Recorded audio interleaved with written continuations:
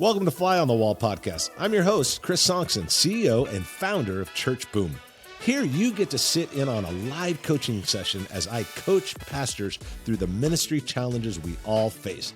If you find this podcast helpful, please make sure to like, subscribe, and share. Welcome to today's podcast. We're talking with my good friend, Pastor Marlando. That guy's got an incredible church, and he's an incredible leader. And we're talking today about creating strategies that create momentum. Creating strategies that create momentum. It is a great conversation. Before we jump into it, I always want to remind you to go to churchboom.org, see all the different things that we have there. If you've not joined Church Boom Network, make sure that you check that out on the website. Our Church Boom Network is incredible. It's a place where you can gather monthly with other pastors. We gather in person a couple times a year. It's a place to have a tribe. So make sure you check out the Church Boom Network at churchboom.org. Let's jump into the conversation with a good friend, Pastor Marlando. I think you're going to love this one. How can I serve you today, and what's on your mind? Yes, I've got the first question that I want to ask is, what are some creative things we can do as a church to keep momentum and attendance during summer months? Yeah, well, that's if I got to answer that question, I could probably make millions of dollars because everybody struggles with that. Oh, yeah. I do. Well, here's one thing I think is important. Keeping momentum up is difficult. People are going to go on vacation. Kids are out of school. It doesn't matter what we do. They're going to go on vacation, and they should. Yeah. They should spend time with their family. And I think we get worked up like, oh, my gosh. It's like, well, that's just the way it is. Yeah, it's the way it is for everybody. So everybody gets all worked up. What I do think is it is an opportunity at times. First, I think it's an opportunity for the staff to refuel. Yep. Secondly, I think it's an opportunity to possibly change lanes for a bit. Now, what do I mean by that? So a church that I'm doing executive coaching for, I've been working with them for a couple of years. They wanted to do an intern type thing. And I said, do it in the summer and not just for 18-year-olds. Do it for people that are 40 years old that can give you a half day at the church. So we created a program that that people give about a half day at the church. You got 18-year-olds in there. You've got 30-year-olds in there that are, insurance guys. You got a couple 40-year-olds in there, and they're given a half day because they feel like God wants to use their life at higher levels of leadership. Maybe full-time ministry, maybe not. But you've got this group of people, and I just spoke to that group a couple weeks ago, and they'll run it for about 10 weeks straight, about probably 8 weeks straight through the summer. So now what's happening is they're meeting for half day with the staff. The staff comes in, and there's probably 18 to 20. I hear a dog in the background. That's okay. Yeah. Not mine. That's okay. We got to get this dog out of here. The dog's not in the room. The dog's barking at the door. That's all right. Just makes this more real and organic. So That's all good. So he's got about 15 to 20 people that are doing this intern type thing, apprenticing type thing, and you're giving a look. I see you giving a look. You're like, get the dog out of here. Get the dog out of here. So they're doing this internship thing. Yeah, so they're doing this thing, and they do it for about 8 weeks. The staff works with these people. Their ages 18 to 45, 50 years old. Wow. The point is, all of that to say, it's their second year doing it. It's highly successful, but it causes the staff to realize we grow like crazy from about August till May. But for these 2 months, we shift our attention towards raising up leaders to a level they've never been to before and doing something we've never done. So I love the fact that it gives the staff a time to refresh, but I also love the fact that it gives the staff the time to refocus and say, okay, well, we're about growth, momentum all the time. We know people are going to take vacations, so why not just change the lanes and say, you know what we're going to do for 2 months?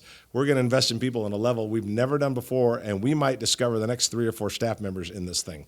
That's which amazing. This church did. Last year, they've got 2 of the 18 became staff members. Now they got them probably close to 20 in this time. I don't know what's going to happen this time, but It's amazing what happens. They go through books, they learn, they grow, they develop, they're interning with different, like it's really cool, but the staff is changing lanes. So if the church doesn't want to do that, then turn it into refreshing during the summer. Your staff's got to refresh. They got to refuel. If you feel like, hey, take a vacation, do whatever, I don't think that's the big thing. Man, is there a lane that we can switch into during these not so great momentum months? Yeah. So it's like, okay, well, we don't have momentum here, but guess what? We can create a lot of momentum in leadership. Or whatever. Yeah. Find a lane that can really work for those 2 months. That's really good. Definitely good. Yeah. And I'm going to look at the next question here. Yeah, that I've absolutely. got written down. So I appreciate that. Then the second question that I have is, can you elaborate on the importance and the value of leadership circles and apprenticeship? I know we've talked about this, but it is such an important topic. Yep. And you were just with us, last month, and so you spent some time talking with us about leadership circles and apprenticing, and we're going to be launching those mid-July, 1st of October. We'll be getting into those leadership circles. But if you could just kind of speak to that a little bit. Yeah. Well, it comes really from the leadership ladder, which is on our Church Boom University, which is part of our kind of ongoing training for people. But here's the bottom line: is that there's 5 levels I talk about in that church in the leadership ladder, which people again can get on Church Boom University. It's church, volunteers, leaders, leadership circles, leadership apprenticing. Most churches go church, volunteers, leaders, and they stop. There's nothing that is drawing people up. There's nothing that's moving people up to that, like, whoa, okay, that's just not being, and I'm not minimizing it, the head usher, it's like, whoa, that head usher's got a lot more in him. Great, how are we going to discover that for him? Because say someone's listening to this podcast and they're like, okay, my church is 300 people, 400 people, whatever. There's people in your church that have the ability to live at a different leadership level, maybe own their own business, could give you a day a week, maybe want to oversee a major department in your church, and man, they can get done in 2 hours, but other people take 20 hours to get done. They're just huge leaders. But what are we doing that fosters that? And that grows that? It's like, I'm a big baseball fan. It's like, there's a reason we have single A, double A, triple A. Yeah. There's a reason. Because we're putting this monster farm league out, we're watching people grow, and we're pulling people up. So as the ladder goes up, church, volunteers, leaders, the next level is that circles where people, get 5 or 6 people in a group, grab a book, go through it with them, and maybe you go through 1 book, 2 books, 3 books. Maybe you trade some of the team members at the end of each book in that circle, whatever it is. But there's a place. It's almost like putting them on the baseball field and going, all right, let's see who can play. Real quick, we can figure out who can play.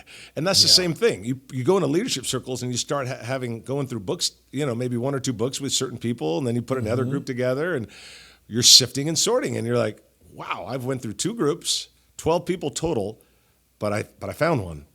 And I found one that I'm going to move up to apprenticing. And that is the ultimate level where you're going to work with them for 6 months to a year to begin to do what you do as good as you do it or better than you do it. It's that idea that every children's pastor should have 2 or 3 people behind them that are just as good as them and can run the whole thing. So we're never like, oh, I lost my children's pastor, I lost my worship. Now what are we going to do? And then we're piecing together this barely together form of leadership versus like, whatever. If someone leaves or something happens, it's like, well, I've got 5 people behind them. It would be insane to say, we got 1 pitcher on our team. Back to baseball. Okay, good luck, because you're not going to win any games because you've got to have guys behind them that are just as good that can come in the 7th inning and go, I got the next 3 innings. Don't worry about this. You've got to have someone that's like, when this guy is dropped, who's coming in, or he moved off the mound, who's going to come in and go back on the mound? We don't do that. And we've got to do a better job in that. So leadership circles is really about sifting and sorting. There's a lot to be said about that. But then now if I find 1 or 2, they go up to that apprenticing level. And that's That's a level where you're just really bringing people deep in to, to a place of leadership, a place of growing, a place of developing.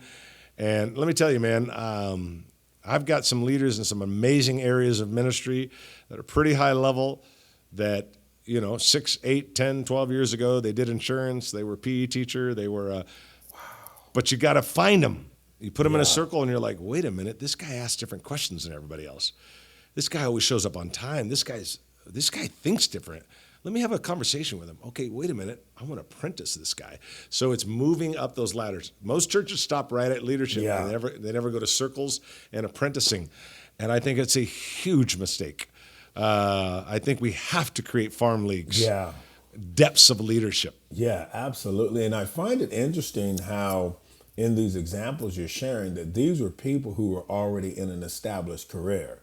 100%. And I have found that in a lot of churches, they're focusing on, let's just, for the, just an example here. Obviously, I'm not saying we don't invest in younger people, but typically they're looking for those younger people who they're just, out of high school, out of college. They're not in a real established career. So, hey, let's go for these individuals. Let's take them through an internship and let's bring them into leadership. That's what I've seen. And I've seen some downsides to that just because of some of the lack of maturity, maybe the apprenticing or the internship program that they had at the time.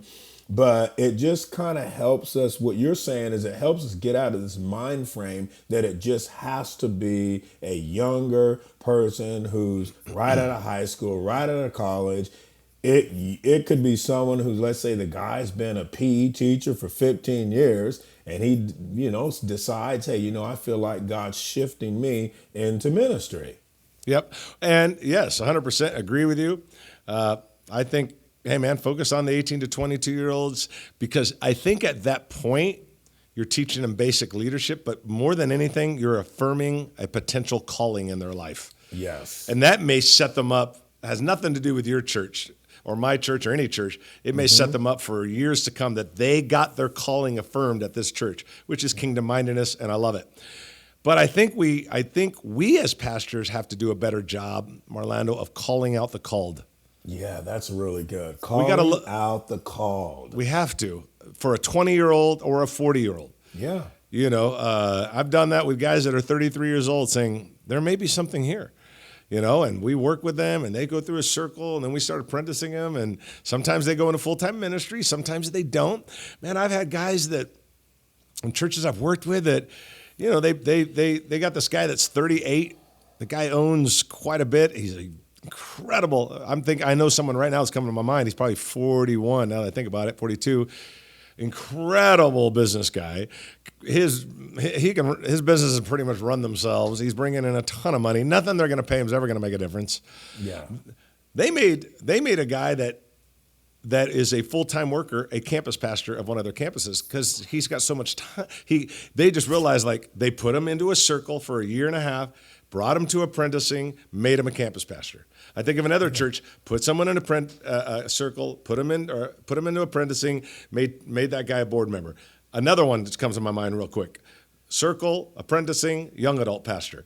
Sometimes they're 42, sometimes they're 25. Yeah. But we have to set up something that allows people to join, us to sift and sort, and have the boldness to call out the called. I don't think we do that as good as we should. And that call could be to an 18-year-old kid. Absolutely. Could be a 15-year-old kid. Yeah. That's when I felt it when I was about 16. I was like, I think this is what I'm going to do for the rest of my life. Yeah. But it also could be a 46-year-old guy that goes, either A, I'm going to step away from this career and I'm going full-time in ministry, or B, I'm going to adjust my entire life to give 2 days of the work to the kingdom, and I'm going to start doing this. Maybe whatever that is in the church. And now all of a sudden you've got this guy that's just lights out, doesn't need a big old paycheck. You might give him a stipend as a blessing. But this one guy I'm thinking of that became a campus pastor, he owns all these businesses. You can pay him a salary. It ain't going to make any difference. I know what not even close. Yeah, so he doesn't care about it. He doesn't need it. Yeah. And so you don't know what's going to happen there. But yeah, I do know if you don't have a pathway, nothing's going to happen. That's true. You got to create a pathway, and That's leaders so have to true. do that. Yeah. So yeah. No, that's really good. That's Yeah. really good. Yeah, yeah. What else you got, man? So my next question is, in boxes and batons, can you elaborate on box 3? I know we've spent a lot of time focusing on box 1 and box 2. So we've got the invite culture, the luncheon, pizza with the pastor, coffee, whatever a church might do there. And then, of course, we know box 2 deals with serving in groups. And I know box 3 is more spiritual growth, leadership development. So can you kind of just elaborate on what you've seen other churches do, what South Hill does when you guys get to that box 3? Well, in the kind of template of boxes of batons, and I think it's in my book When Your Church Feels Stuck, but it's also in Traction as well, my latest book. But and I think we talk about it on Church Boom University. But it's a template. It doesn't mean it has to be followed exactly the way we lay it out. It's just an example. Okay. But in that box 3, the example we give is leadership and spiritual experiences. Yes. So box 1 is sort of get them to come to church, and then box 2 is now get them involved in the church, and then box 3 is in the example that I give in the books and on Church Boom University is leadership and spiritual experiences. So what I mean by leadership is things like that summer program I mentioned earlier. Okay. Someone's got to oversee that. Yeah. Things like leadership circles, someone's making sure that all that's happening. It's not like it needs to be organized, but we're just making sure we're checking in on people. Do they have any questions on their apprenticing? Whatever that is. But we're making sure that the leadership pathways are being done. And someone's making sure, like, it's happening. Every staff member's doing it. Everybody's raising up. Who's apprenticing? Who are you? Who's in your circle? How's that going? Just making sure that all that is happening because it's so important. Spiritual experiences, always different for every church. That might be like, man, we've got a deep discipleship thing we do. We do this monthly worship passion night thing. We do this, Daniel fast every year. Like, what is it that is sort of those spiritual pillars throughout the year that someone can help make sure that happens? So the person overseeing box 3 in the scenario is going to make sure that the leadership is happening, the development of leadership, but also that the spiritual experiences. So if you another way of looking at it is swimming pool, shallow, middle, deep. I like that. So we want people in the deep water, but we want them to move through this system of shallow, middle, deep. So that's really good. And so now that person who oversees that, like in our situation, that would be someone in addition to the executive pastor, correct? In addition, you mean the person over the third box? The person over the third. Because obviously, you know how we've discussed. Okay. Yeah, I think the executive pastor needs to oversee the people that run the 3 boxes. Yes, in a perfect world. Yes. We don't live in a perfect world, but in a perfect world, you'd have someone over every box. Then you'd have an executive pastor or lead pastor, depending on the size of the church. You wrap those 4 people together, one over each box, plus the XP or the lead pastor. Those 4 people make the SLT, which stands for Strategic Leadership Team. Okay. And so they are working on their strategy leadership team. They're working on the strategy. They're working together. How's box 1 going? How's that going? How's this going? Are we moving people through? Are the numbers working right? Okay, so they just work together. So just imagine if I was the guy and you're in box 1 and this guy's box 2 and this guy's box 3. We just come together and go, all right, how's the boxes going? What numbers are we hitting? Are we moving people enough through? See, this is We're good. working. Yeah. We're working together to make sure that the boxes are working. The system is working. It's almost like an assembly line. Assembly line at a dealership. They're making a car. It's like, well, this has got to happen. That's got to happen. Then this has got to happen. Then the engine drops in, and if something goes wrong in any of that, the car doesn't work. So really, when we look at, besides the staff people that the XP would oversee, these 3 boxes, these 3 leaders, that's part of his strategic leadership team. That's what that 100%. stands for. Yes. And so they're meeting, they're collaborating, and making sure that those things are happening. 100%. Yeah, Yes. this is important. So it really matters then who's over those 3 boxes. 100%. You want to get the best leaders you can over those boxes. Because that's a nightmare for the XP if he has weak leaders over those 3 boxes. Right.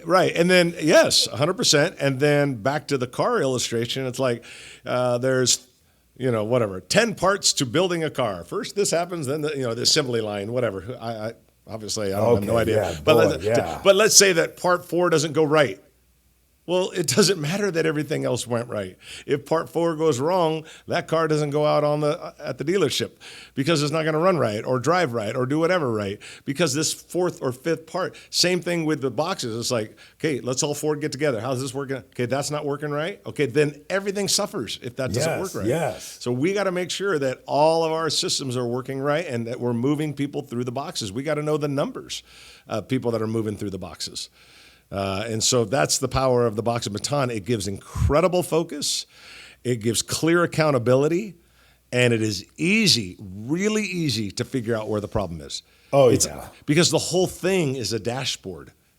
Box 1, 2, and 3 are a dashboard on your car. It's like the oil light comes on. It's not a temperature problem. It's an oil problem. So you look at the 3 dashboard and the 3 boxes, and us 4 are meeting together. I'm like, hey, Marlando, there's a problem over here in box 1. That's your box. Now let's all talk about it and let's fix that. Box 3's got a problem. Let's fix that. Okay, now it's all working together. It's so easy to find the problem.